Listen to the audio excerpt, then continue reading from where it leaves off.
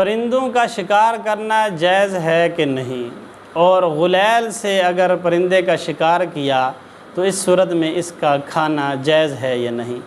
और तीसरी बात कि कौन से परिंदे हलाल हैं और कौन से हराम हैं।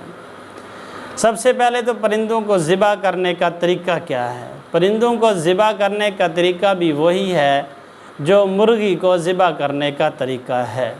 जैसे मुर्गी को लिटाकर तेज़ धार आले से ज़िबा किया जाता है और किबले की तरफ मुँह किया जाता है, वही तरीका बाकी तमाम परिंदों का है कि उनको इसी तरीके से लिटाकर ज़िबा किया जाए।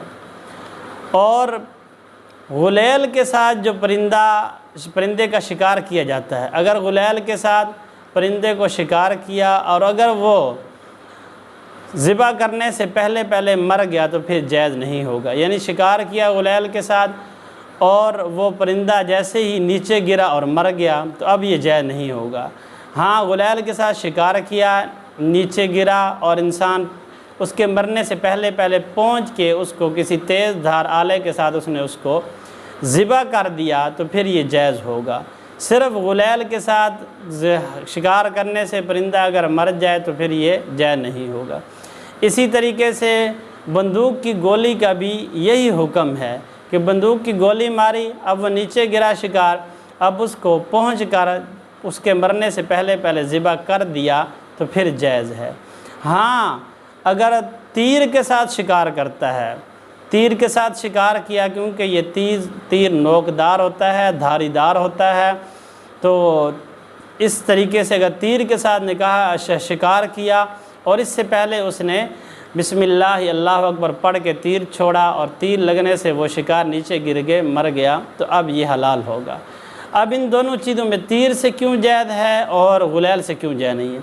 क्योंकि गुलैल और बंदूक की गोली नोकदार नहीं होती, तेज़ धारीदार नहीं होती, बल्कि वो गुलैल के अंदर जो पत्थर इंसान डाल के मारता है वो उसके ज़रब से, वो उसकी तकलीफ़ से आदमी वो शिकार मरता है। और इसी तरीके से गोली के अंदर भी जो शरे होते हैं वो भी गोल होते हैं, उनकी ज़रब से ही शिकार मरता है। तो इस सूरत में उनकी जायज़ नहीं है।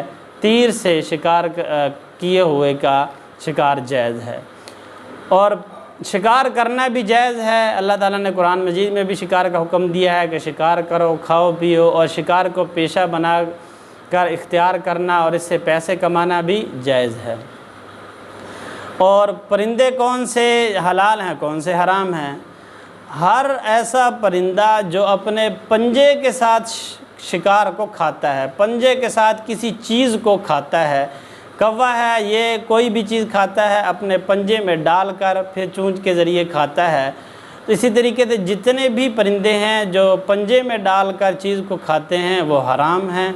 और जो परिंदे अपने पंजे में डालकर चीज़ को नहीं खाते, वैसे नीचे पड़ी है चूंच के साथ डायरेक्ट खाएंगे, जैसे मुर्गी दाने को खाती है, और इसी तरीके से कबूतर है वो भी दाने को खाता है, ये पंजे में नहीं डालते। और भी जितने भी परिंदे हैं जो पंजे में डालकर अब चीज़ नहीं खाते वो हलाल हैं।